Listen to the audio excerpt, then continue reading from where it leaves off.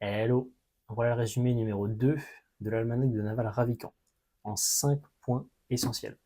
Le premier point qui est important pour pouvoir apprendre plus efficacement, c'est de ne pas confondre les problèmes qui ont été créés à notre époque et les problèmes qui ont été créés par le passé. Si tu cherches à apprendre à conduire une voiture, c'est un problème qui a été créé à notre époque. Donc il faut que tu ailles chercher des cours ou des livres qui sont à notre époque. Mais si tu cherches à apprendre à être plus heureux, si tu cherches à être plus calme, être plus consciencieux de ce que tu fais, ou bien tout simplement développer tes relations. Ça, c'est des problèmes qui existent depuis des siècles, qui existent avec la société, la création de la société. Donc, les solutions les plus efficaces seront celles qui ont été créées par le passé. Donc, les anciennes solutions. Par exemple, pour le bonheur, tu peux chercher au niveau des écrits de la Grèce antique, donc les philosophes comme Sénèque ou Marc Aurelius. Pourquoi ça? Parce que Naval dit que ces connaissances, elles sont apparues à cette époque, parce qu'il y avait une réflexion sur la nature humaine, et que toutes les solutions qui ont été inventées depuis, elles sont dérivées des solutions originales, et tout simplement, c'est des nouvelles solutions avec du bruit ou des nouvelles informations qui ne sont pas forcément utiles. Pour un apprentissage efficace, il vaut mieux stocker les connaissances originelles plutôt que stocker en mémoire les connaissances de nouveaux auteurs qui finalement font juste que répéter ce qui a été dit avant, qui crée du bruit dans le cerveau. Le deuxième concept qui permet aussi de cerner mieux les gens, c'est que Naval dit qu'une personne qui comprend son sujet en profondeur doit être capable de l'expliquer avec des mots simples. Et que plus une personne s'exprime avec des mots compliqués, surtout face à une audience qui est débutante, moins elle comprend son sujet. Et sur ce principe, ça permet d'éviter de bloquer sur des notions qui paraissent trop compliquées, que ce soit dans un livre, ou que ce soit une personne qui utiliserait des mots compliqués, peut-être qui t'impressionnerait parce que tu te dis qu'elle connaît beaucoup de choses. En fait, si elle n'est pas capable de se mettre à ton niveau et de t'expliquer avec des mots simples, déjà, c'est que c'est pas la bonne source d'apprentissage pour toi. Et de deux, c'est peut-être même qu'elle n'arrive pas à comprendre le concept en profondeur. Et ça, c'est une différence de niveau dont Naval parle. Au niveau le plus bas, il y a comprendre. Et au niveau le plus haut, il y a mémoriser.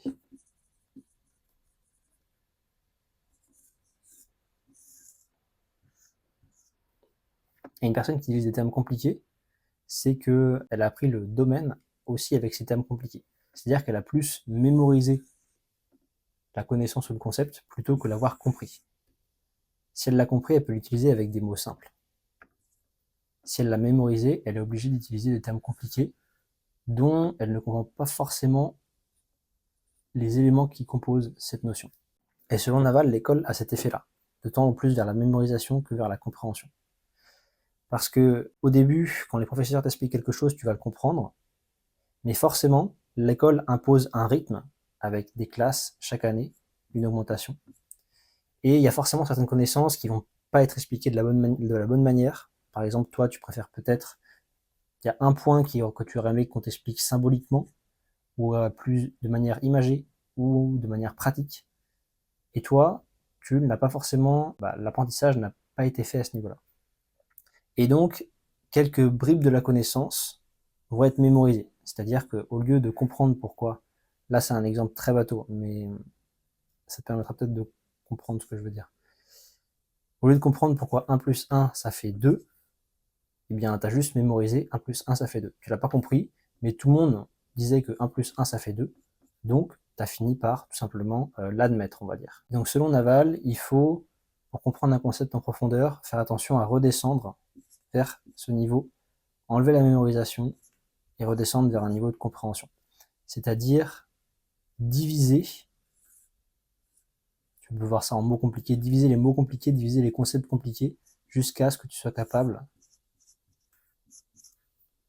de les expliquer avec des concepts simples et des mots simples. Le troisième point, c'est relié à la spiritualité. C'est le fait que plus tu as de secrets, moins tu vas être heureux.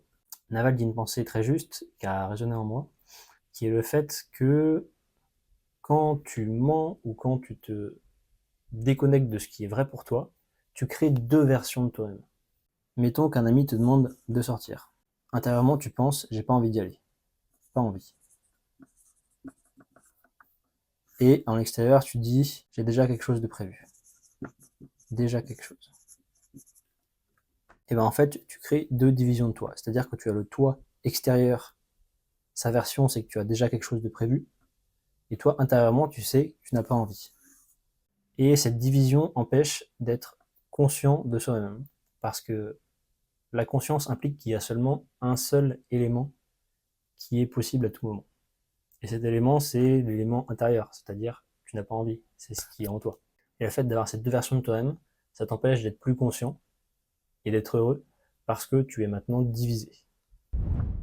Le quatrième point, c'est la différence entre les jeux de statut et les jeux de création. Selon Naval, le statut, c'est un jeu fini. Parce que c'est plusieurs personnes qui vont se combattre pour obtenir une récompense. Ça peut être par exemple, donc le statut, ça peut être avoir des objets luxueux sur soi. Si tout le monde a ces objets, bah, ils perdent leur valeur. Ça peut être aussi, et décrit le cas de la politique. Parce qu'en politique, pour monter en politique, forcément, il faut pas abattre un autre, mais gagner signifie qu'un autre perd. Donc c'est un jeu fini parce que tout le monde se combat pour la même chose et rien n'est créé. Quand quelqu'un a cette récompense ou a ce nouveau statut, eh bien c'est forcément au détriment de quelqu'un d'autre. Donc rien n'est créé dans ce process. Il va même plus loin en décrivant certains sports comme un jeu de statut, puisqu'il n'y a qu'une seule personne qui peut gagner, donc ça ne crée rien de nouveau. Et il oppose ça au jeu de création, qui est lié à la richesse selon lui, qui fait qu'aujourd'hui, si tu as mettons qu'il y a 2000 ans, on voulait créer des maisons, eh bien si quelqu'un décide de créer la connaissance pour construire une maison, eh bien c'est un jeu infini qui crée une somme positive. Parce que toi, tu as construit ta maison, mais imaginons que tu en fais un business, et ben les autres vont aussi pouvoir construire leur maison. C'est-à-dire que toi, une fois que tu as atteint ton objectif, que tu as joué à ce jeu de vouloir créer ta maison, ou créer le process de construire une maison, ben ce jeu profite à d'autres, et c'est une somme positive. C'est-à-dire que le jeu que tu as fait, dans le process, il a créé de la valeur pour les autres. Ok? Alors que là, le jeu que tu as fait, d'atteindre un statut ou un privilège, et ben dans ce process, déjà il a descendu une personne vu que tu as gagné, mais il n'a rien créé pour personne. Et le dernier point, c'est comment lire plus efficacement. Naval parle qu'aujourd'hui, avec Internet, on a accès à des vidéos YouTube, à des blogs, à des vidéos short maintenant, ce qui fait que notre attention de 1 est diminuée, mais de 2, on a accès à de nombreuses informations et ça change notre mode de consommation. Et ce qui fait que quand on va avoir un problème, on va chercher soit sur Google ou maintenant à ChatGPT, et on va rentrer en mode scan. C'est-à-dire que quand tu vas sur un blog, tu vas pas lire de A à Z le blog. Tu es venu parce que tu avais une problématique, tu vas scanner les titres, tu vas regarder la partie qui t'intéresse, et une fois que tu as trouvé ce que tu voulais, bah, tu vas quitter le site. Eh bien, selon lui, tu dois faire pareil avec les livres. C'est-à-dire que tu lis un livre avec un objectif, tu scannes tout simplement les titres, tu vois ce qui t'intéresse, tu lis la partie qui te rend curieux, ou qui répond à ta problématique, et une fois que c'est fait, eh ben, tu changes de livre. Demande-toi, quand tu lis un blog en cherchant une recette de cuisine, est-ce que tu vas t'obliger à lire jusqu'à la fin? Non, ça n'a pas de sens. Et ça, c'est un parallèle que moi, j'ai aussi fait avec les relations. Aujourd'hui, je considère beaucoup les relations comme un livre, c'est-à-dire que quand tu rencontres quelqu'un, tu vas pas chercher à tout découvrir de A à Z avec lui. Tu vas pas lui poser une série de questions linéaires pour savoir qui il est. Souvent, ce qui va se passer, c'est que il va y avoir un point intéressant qui va te rendre curieux, peut-être. Vous faites tous les deux du basket, peut-être. Vous avez tous les deux voyagé en Asie. Il y a un point sur lequel vous allez raisonner tous les deux. Et une fois que ce point est découvert, souvent, bah, l'interaction va s'arrêter et tu vas passer à autre chose. Et par la suite, tu vas revoir cette personne et tu vas creuser plus. Souvent à partir de ce même point. C'est par exemple ce voyage en Asie. Et puis, eh bien, l'interaction va s'arrêter. Et à aucun moment tu vas te dire, ah, il faut que je découvre toute cette personne la première fois. Et pour les livres, c'est pareil. C'est-à-dire que tu as une première relation, tu as un point qui t'intéresse dans le livre, tu le lis, et puis, l'interaction se finit et tu passes à un autre livre, tu vas retrouver ton groupe de potes, donc ton groupe de livres préférés, et les choses s'arrêtent comme ça. Puis le point te revient en tête, mettons que tu lis un livre sur les relations, pareil, hein, se faire des bonnes relations, et va te trouver un indice intéressant à d'être plus à l'écoute de ce que la personne ressent.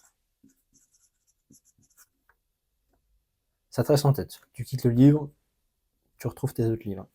Puis, tu es avec ton ami, tu discutes, il te parle de son job qui le déprime, et l'idée te revient en tête de l'écouter. Tu l'écoutes, et tu vois que ça crée une connexion plus profonde avec lui. Et bien, ce point va te rester en tête, et ça va te donner envie de relire le livre, et d'explorer depuis ce point ou depuis un autre, mais d'aller plus profondément. Et puis tu vas retrouver un nouvel élément dans le livre, puis l'interaction va s'arrêter. Mais en aucun cas, ça a du sens de parcourir de A à Z le livre, comme ça n'a aucun sens de te dire je vais parcourir de A à Z une personne et je vais la découvrir en une fois. J'ai fait une autre vidéo sur Naval que tu peux voir juste ici. Les prochaines vidéos seront sûrement plus centrées sur une thématique. Donc, n'hésite pas à t'abonner pour avoir accès aux prochaines vidéos et me dire si tu veux que je développe certains sujets que tu as vus dans cette vidéo. À très vite.